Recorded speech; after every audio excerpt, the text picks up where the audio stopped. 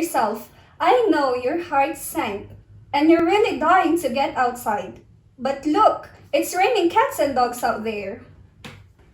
I beg your pardon? What do you mean? Okay, I'm just telling you to calm yourself down. I know you're sad and disappointed as you're broken.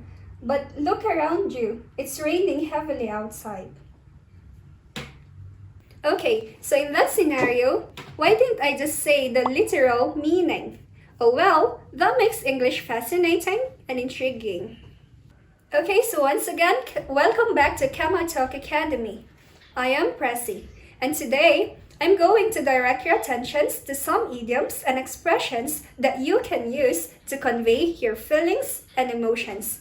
All we know that every day, our emotions changes, even every hour or every minute.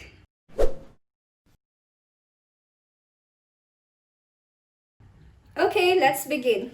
First, head over heels. So when you say head over heel, it's a very popular expression that describes the feeling wherein you're completely or madly in love with someone else.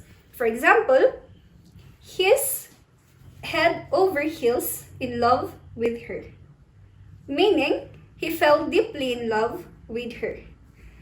Well, undeniably, loving or being loved with someone else gives you an amazing feeling, as it also gives you mixed feelings. Okay, so when you say mixed feelings, you have more than one feelings or emotion. So let's say you're happy and at the same time, you are sad. Okay, so you might also sense that you're on cloud 9. So when I say on cloud 9, meaning you're extremely happy. So for example, when he confessed to her, she was on cloud 9. Okay, but sometimes someone can have a change of heart. So next expression here is change of heart. So when you say change of heart, meaning they tend to have different or their feelings changes. For example, in just a blink of an eye, he had a change of heart, meaning his feelings to her changes or had changed immediately.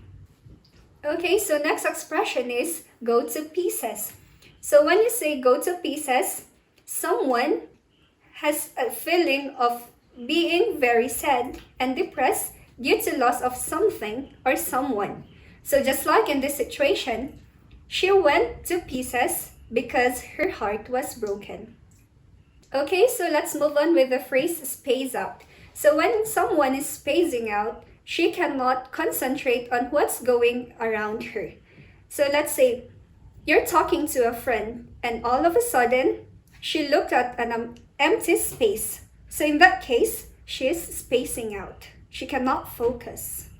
Okay, so for our next expression, we have the word shaken up. So when we say shaken up, it means to be shocked or very surprised. For example,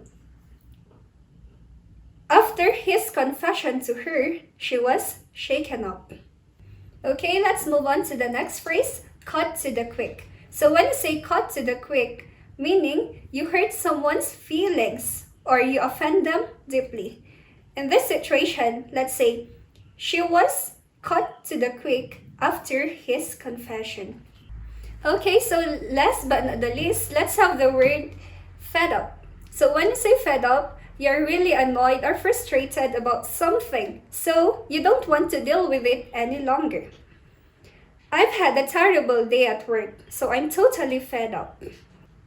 So now, you know how to express your feelings in English using idioms.